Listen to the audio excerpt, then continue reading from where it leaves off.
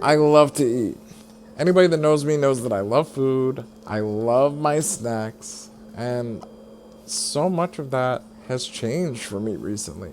I now base my meals around what's easiest for me to eat versus what I'm in the mood for. I just ordered an adult bib on Amazon, which is not something that I think that anyone has planned for their 40s. The few times that I do try to feed myself, I make a complete mess, spilling it everywhere. I can't even tell you the amount of times that I've spilled entire drinks on myself just trying to take a sip. And let's be completely real, there's still the superficial aspect of it all. Okay, I'm honest, like I am still embarrassed to be fed in public, even in the privacy of my own home. Like anyone outside of Emmanuel or my mom helping to feed me, I'm like, oh God, I hate this. When I'm out at a restaurant, yes, I've gotten to the point where I will actually do it because, I'm not gonna sit there and starve. But, I'm still looking around the room to see, like, who's staring. I'm still thinking to myself, like, what are people thinking about this? What are people whispering? And, like, I know, obviously, they see my situation and they know I need the help, but living in today's world especially, it's just so hard to break free of a lot of those stereotypical stigmas and like those superficial things that ultimately I know they don't matter. I know that, but it's so much harder done than said. For example, like so much of my life, I have identified strength from a physical standpoint. I grew up in Jersey with so many people that were athletic and very built, muscle tone, and I was just never that guy. I was always very frail, very skinny. It just goes to show how much that superficial can kind of cloud our mental judgment because I've been told my whole life how strong I am, what a warrior I am, what a fighter I am, and yet I'm still having a lot of trouble identifying myself with those words. More often than not now, I'm scared and anxious. I worry about what the future looks like for me. My mind is just always racing.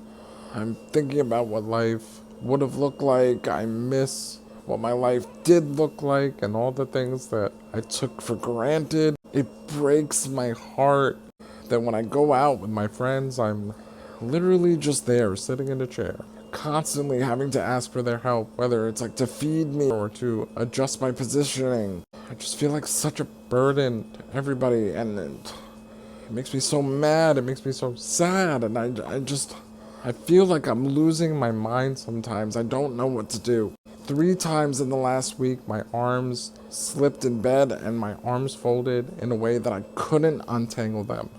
My cuff to my trach was inflated, and so I couldn't talk or call for help, and I couldn't reach for my phone, and so I had to just lay here until Emmanuel eventually came in to check on me.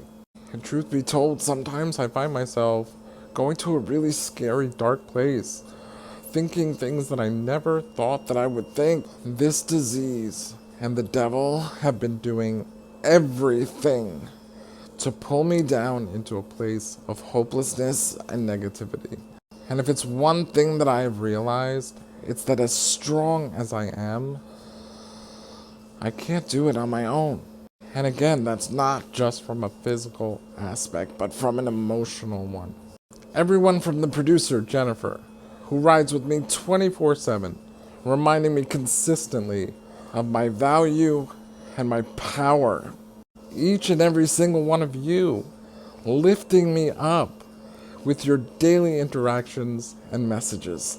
Even as school began, and I had the privilege of being in the presence of our up-and-coming youth, I struggled with accepting that my mind, my voice, and my mission are a superpower. That even if I was able to deadlift 500 pounds, that would be a fleeting impact in comparison. I've been here 17 years. This was the greatest presentation. Oh my 17 years. gosh, That wow. was fantastic. Wow, thank you. My motivational speaking, which may be the last aspect of my independence, is developing an entire demographic to be mindfully stronger, emotional heavyweights, and compassionate heroes.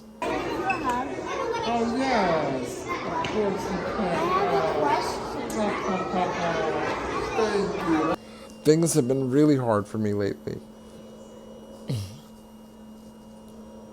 Probably the hardest that they've ever been. But you remind me of my light, my mission, my purpose, and that I have so much to live for.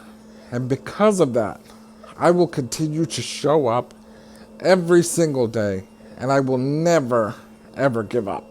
You at Thiels Elementary, you at Lewis F. Cole Middle School, you at Holy Angels, you, my boys at Bergen Catholic, Days Vault, you, my YouTube wives, you, Lori, you, Alicia, you, Russell, you, Dean, you, Cindy, you, Debbie, you, ATZL Punk, you, Jennifer, you, Mom, you, Dad, you, my family, my friends, my community, and all of my passengers on the Heart Train.